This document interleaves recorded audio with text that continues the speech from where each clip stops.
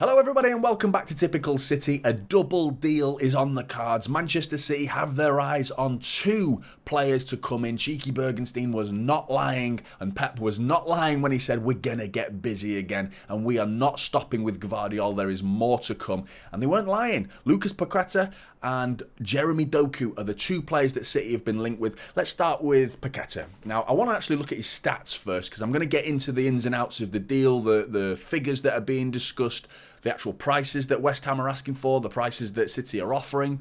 But let's look at his stats. Is the player even worth going for? I personally think absolutely yes. I think we see a lot of the stats being reflected from last season, but we do need to go further back than just looking at West Ham. So you've also got to consider his time at Lyon prior to his previous season at West Ham. You've got to factor in multiple scenarios. You can't just go off last season, mainly because it was West Ham who play a very different way to any type of Brazilian footballer that would want to feel comfortable and in their element playing under those tactics that David Moyes implements. Very, very slow, sluggish, a bit on the defensive side. Didn't really let him off his leash. In particular, in the first half of the season, Paqueta definitely grew as the season went on. When he started appearing in the Conference League, in the Europe Conference League, those appearances there that won eventually the trophy in the end, they were high caliber performances, really top-notch performances. But let's look at his stats. 43 appearances last season, 3,126 minutes, 5 goals and 7 assists. Okay, not great, but you have to factor in this is a player that was, kept on a bit of a leash last season. He wasn't really unleashed on the Premier League. So again, I understand the concern with those particular stats. They're Grealish stats, and all of a sudden we're talking about paying 95 million that West Ham want for this guy. So in terms of stats, last season, not great. But then you go back 2 or 3 years, and these stats you can see right here. This is from his time at Lyon.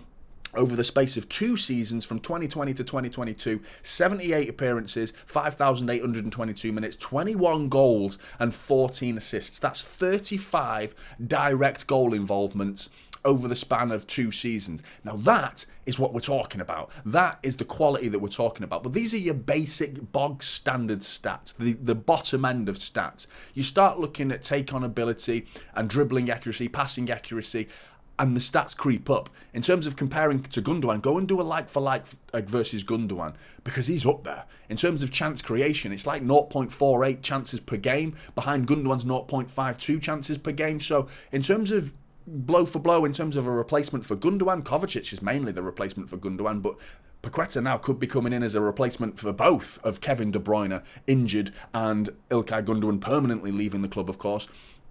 He makes sense. And just go and watch him play. It's incredibly exciting to watch. A breath of fresh air in terms of just oozing flair and just ability and just that Brazilian samba that is just so entertaining to watch.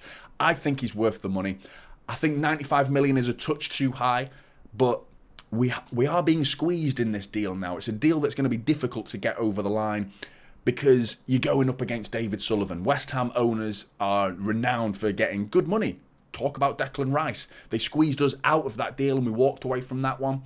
I feel like we've been discussing with them the Paqueta deal quite early. I feel like even when we were on the phone or in the room with West Ham, David Sullivan, I imagine Paqueta came up in that conversation. I don't think this is just on a whim sort of idea, just like off the cuff sort of moment. Let's go for Paqueta. This is a long, ready-made plan that's been in the making for quite some time. So I think this is going to be a deal that gets done. The likeliness sounds high, but I also want to talk about the professionalism of Paqueta. The player has gone to travel with the West Ham squad, to play Burnley today. So that's an indication of the professionalism that we're signing, which is vitally important because I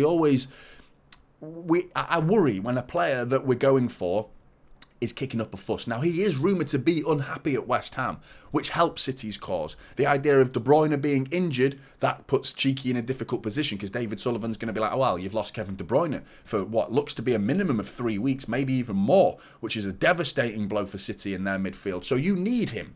You need him more than ever now. So that makes the price go up. But then we bring into other factors that go against that, and it's maybe the potential of Cole Palmer.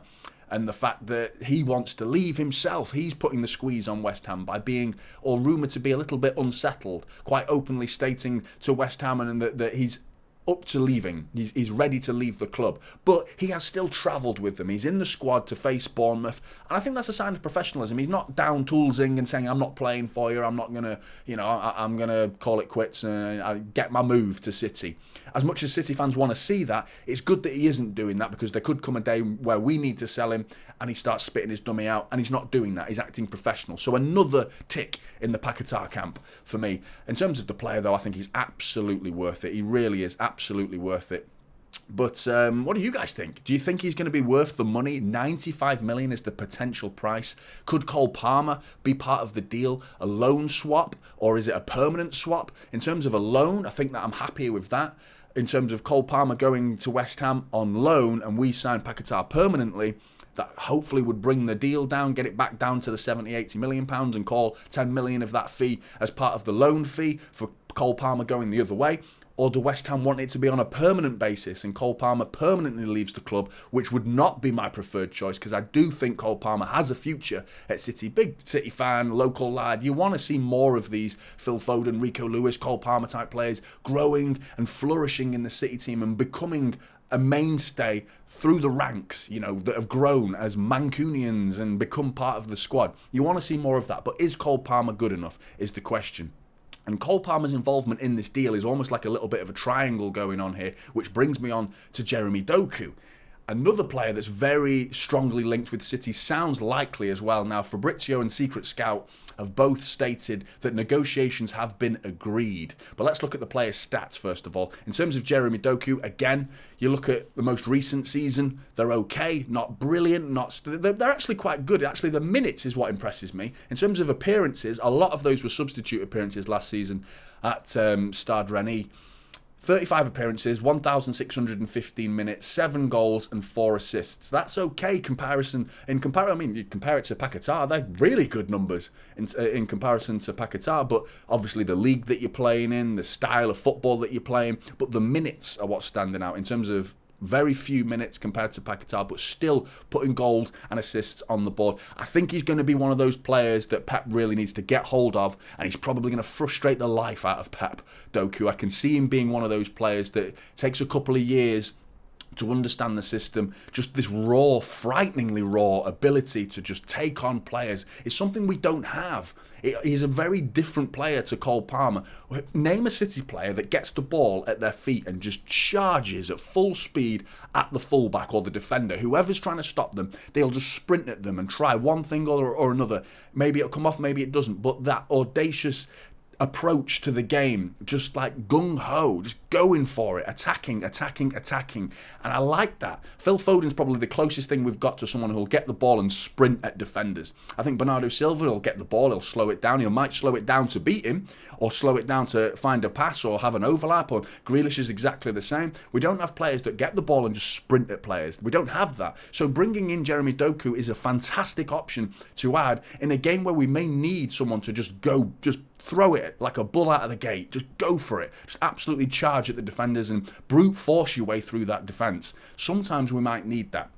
Going further back for Jeremey Doku and going back to his Vincent Kompany days, in terms of Vincent Kompany, he actually had a quote to say I found under his time when playing for Anderlecht under Vincent Kompany, when Kompany was the manager of Anderlecht, and Doku said he was everything to me, a coach, a friend. He could be demanding, but his experience and his tactical understanding was very good.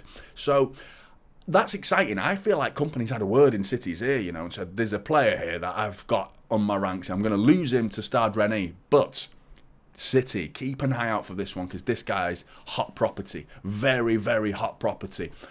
And now let's look at his stats during his time. This is over the span of 2 seasons at Anderlecht from 2019 to 2021. 31 appearances, 2,108 minutes, 6 goals and 7 assists. So quite similar. We're seeing quite consistent numbers here, which is a good sign. Consistency is a good sign.